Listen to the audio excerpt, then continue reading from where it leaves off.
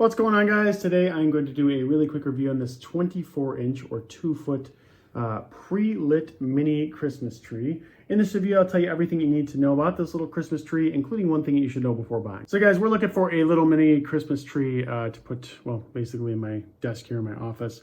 And I think that this one looks pretty nice. As you can see, it has the little light bulbs in here. These are LED bulbs. It has the fake snow, if you will.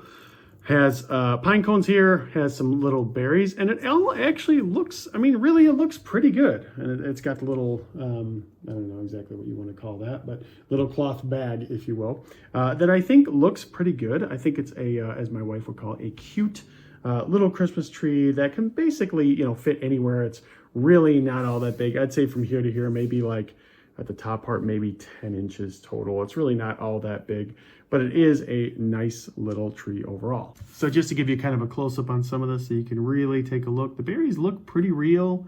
Pine cones look pretty real. The branches, this is pretty cool. This is what they call feel real, so it actually looks like a pine tree. Some of them, you know, don't have this. This one's really nice because it actually does have that. And the fake snow, I mean, everyone's going to know it's not snow, right? It would melt otherwise. But I think that overall, it does look pretty good for sure. Now, it does have 20 of these lights. So you're seeing a few of them, but it has 20 all together. So I think that it does adequately light up. I'll turn off the lights here so you can see it real quick. No, I didn't turn them all off, but that's basically how it looks when it's much darker. Looks really nice overall. And now into the one thing I think you should know before buying. So the thing that I didn't realize with this, I probably should have just read the description better because they do say it, but this is actually battery operated, okay? So there is no cords or anything like that, which is kind of nice.